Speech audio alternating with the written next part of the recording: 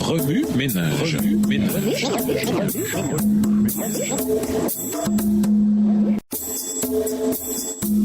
Remue ménage.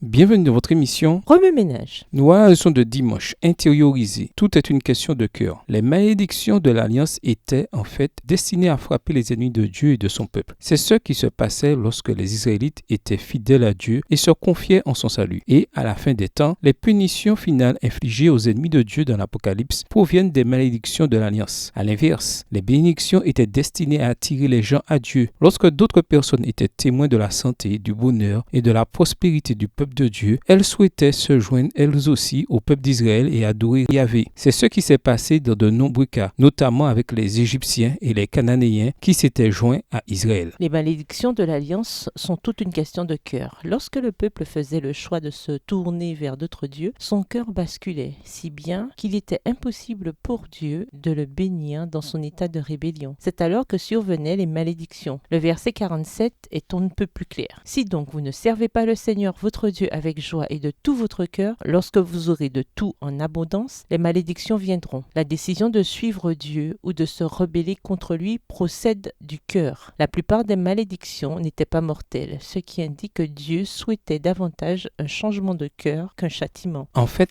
les malédictions étaient l'inverse des bénédictions et non des punitions aléatoires et capricieuses. Ceci montre que le peuple avait le choix entre les bénédictions et les malédictions. En outre, la plupart des malédictions étaient des catastrophes naturelles ou encore des nations ennemies qui attaquaient le peuple et non des punitions directes de la part de Dieu. Bien que dans les Écritures, Dieu prenne la responsabilité de la plupart des choses, ceci tient davantage au fait qu'il est le créateur et le maître de l'univers. Dieu n'est pas déterministe. Il donne à chacun l'occasion de choisir. Dieu désire bénir tout le monde et Satan, lui, détruire tout le monde. Ainsi, lorsque Dieu retire ses bénédictions, Satan intervient volontiers pour provoquer des catastrophes naturelles et susciter des personnes maléfiques afin de détruire le peuple de Dieu. Ensuite, il jette le blâme sur Dieu. Job, qui était innocent, est un autre excellent exemple de cela. Il est probable que certains Israélites étaient également innocents, même si les malédictions s'abattaient sur la nation alors qu'elle s'était détournée de Dieu dans son ensemble. Toute guerre a son lot de victimes innocentes, même dans le grand conflit, mais cela ne signifie pas que les quelques vrais disciples de Dieu subiront la seconde mort. En fin de compte, Dieu exercera sa vengeance et rétablira la situation. Remue ménage. Revenez à votre texte écrit et étudiez le passage. Encerclez les mots, expressions ou idées répétées. Soulignez les mots ou expressions qui sont importants et qui signifient quelque chose pour vous. Reliez par une flèche les mots, expressions aux autres mots, expressions associés ou connexes. Quels éclairages particuliers vos notes semblent-elles indiquer dans l'ensemble? Mémorisez votre verset préféré tiré de Deutéronome 28, les versets 1 à 24 et 47 à 51. Écrivez-le plusieurs fois pour vous le rappeler plus facilement. Avez-vous fait le choix de vous abandonner pleinement à Dieu? Si oui, à quel moment? En cet instant même, où en êtes-vous côté cœur avec Dieu? Au revoir. Et à demain si Dieu veut.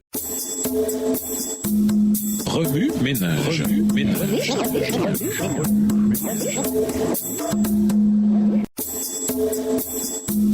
Remue ménage.